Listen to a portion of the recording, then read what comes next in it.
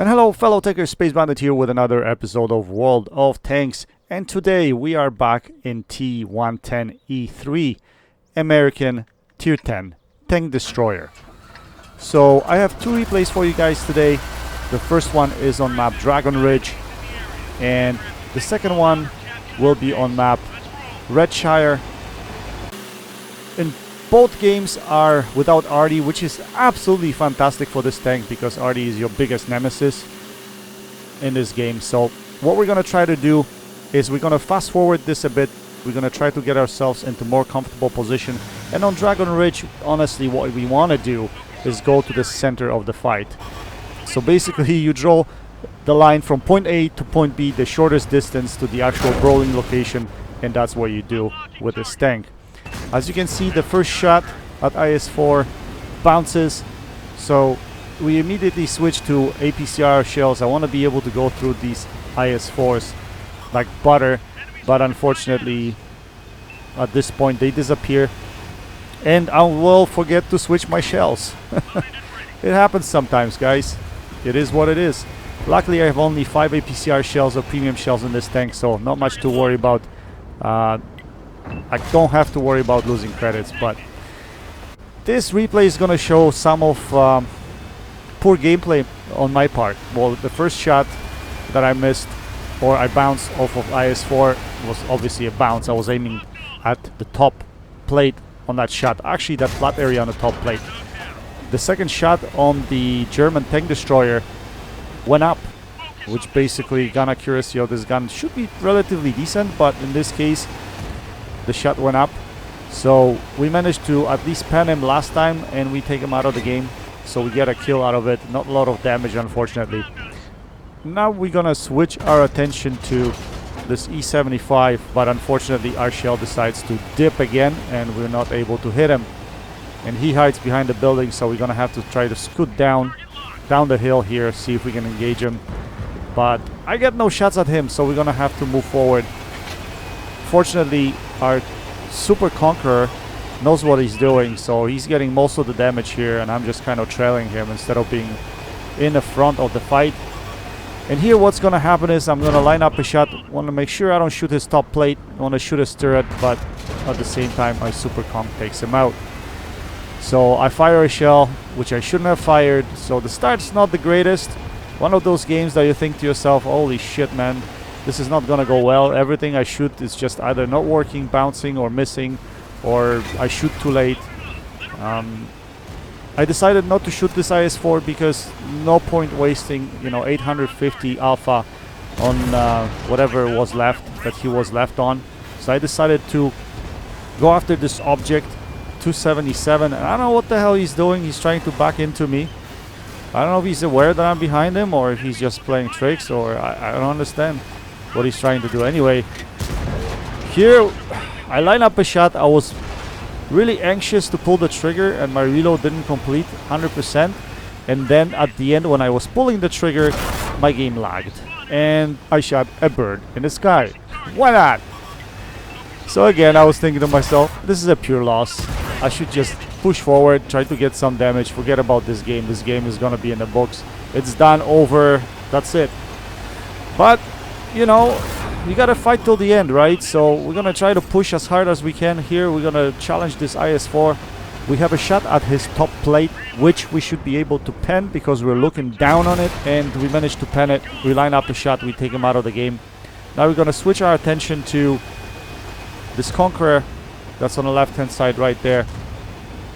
And in a split second I'm gonna have to apologize because this game is going to switch to a third person view. The reason why is I ran out of space and my recording has cut off. But in the meantime we're gonna put a shell into this Conqueror. He gets rammed and we're gonna continue. We're gonna continue on to next customer, and the next customer is the Super Conqueror. And this is a fight that I should really lose because of his rate of fire, but I decided to push him anyway. I wanted to be a piñata for him. I wanted him to shoot me so that my friendlies can survive. Unfortunately, the German tank destroyer that's on my team, he keeps on hitting ground. He keeps on missing his shots. I don't understand what the hell he's doing, but you'll see his stats at the end of the game. He should have had a lot more damage than he had. If he was penning his shots, we could have probably pulled this game off. But because he wasn't, it's not going to be the case. Here, unfortunately, I get ammo racked, and Super Conqueror survives this hit from a derp gun by a light tank, only because he had his automatic fire extinguisher. So I strongly recommend you guys carry automatic fire extinguisher on all of your tanks that have chance of fire of 15% or higher, because you never know what's gonna happen, right? And that thing saved Super Conqueror his life, and he managed to put one more shell into me. And who knows, maybe if he didn't, it would have been different, but I doubt it.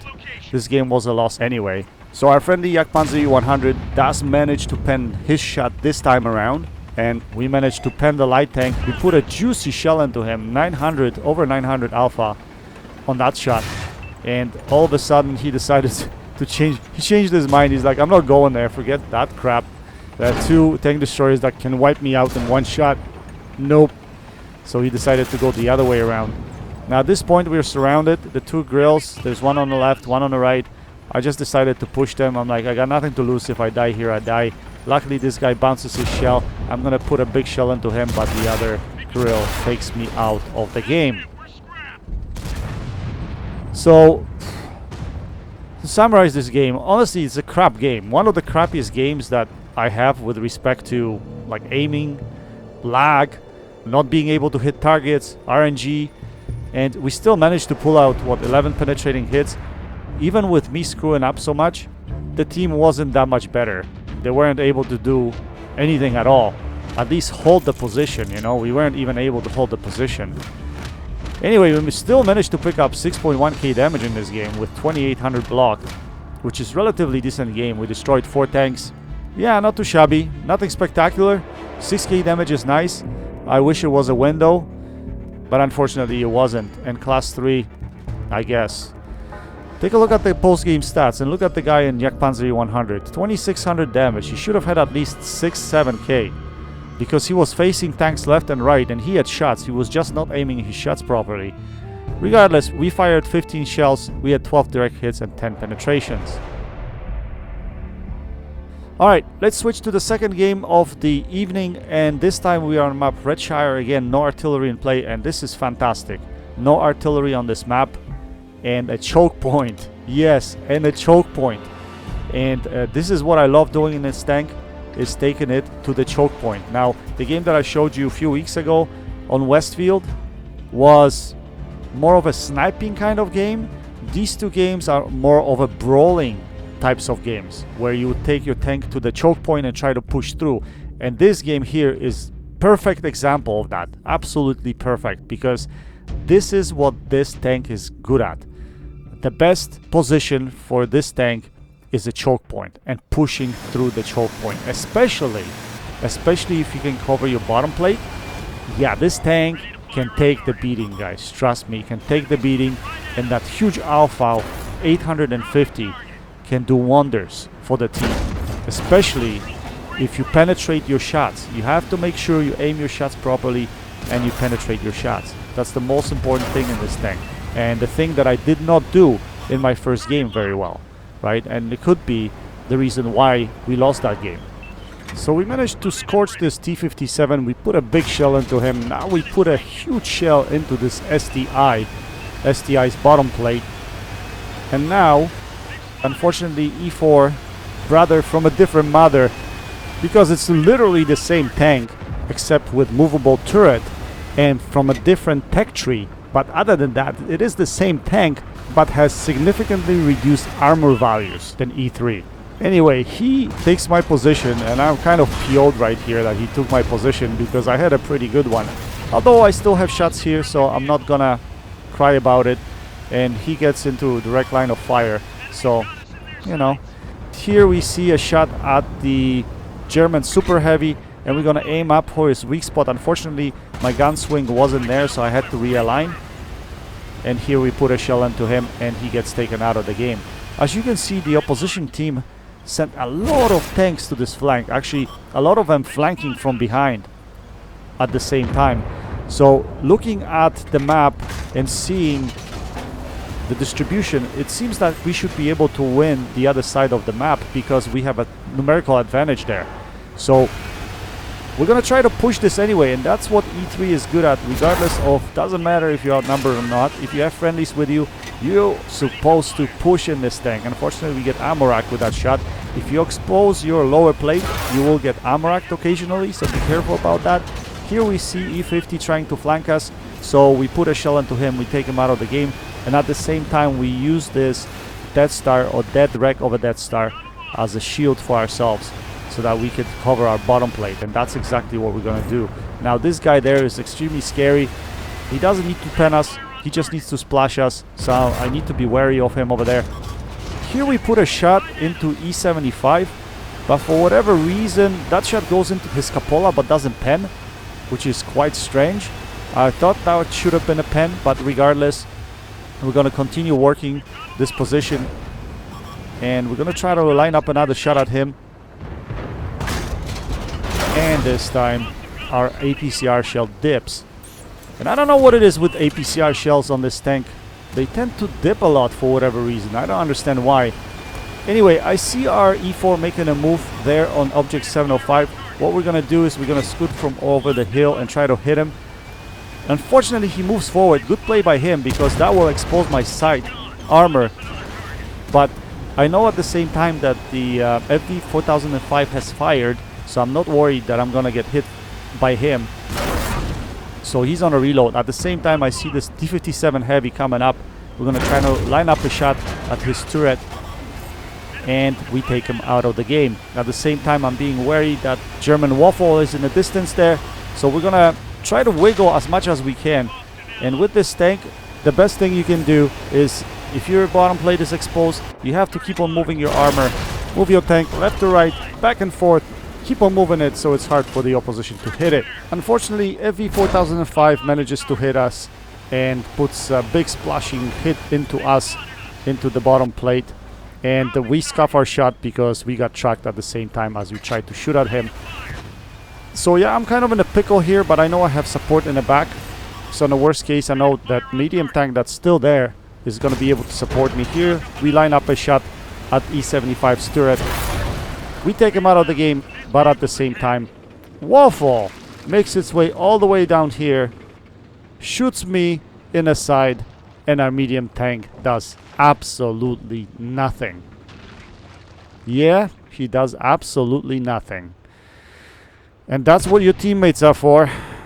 Your teammates are there to block you, block your shots, and give zero shit about you when you're in trouble. Whatever. I think we're gonna win this game, don't you think, guys? I think it's in the bag at this point in time. But look at this. We pushed the flank with opposition's numerical advantage. What I mean by that is opposition had numerical advantage on this flank. And yet, E3, if played correctly, you are able to push through even with Death Star or FV4005 that they had in the back of the map. I was still able to do what I did. Now, not an extreme excessive amount of damage in this game, but what this game represents is how to play this tank in a choke. Push, get positionally into a good spot, bounce shots, draw fire from the opposition, and at the same time you're gonna be able to assist. If you're the first tank at the front of the brawling area, you'll be able to spot tanks, draw fire, bounce, assist your damage, and get the damage. Anyway, we got Mastery Ace Tanker for this game, which I was actually surprised about because I got higher damage games in this tank and no Ace Tankers. But we'll take it. 4.3k damage, about 6.7k combined. We finished on top of the team. We fired 12 shells. We had 8 direct hits and 7 penetrations. Anyway, guys, I hope you enjoyed this video. Go check out Clone Guy 72 and Got a Dinghy. Links to their channels are in the description section below. That's it for now. Until next time, happy tanking. Space Bandit checking out.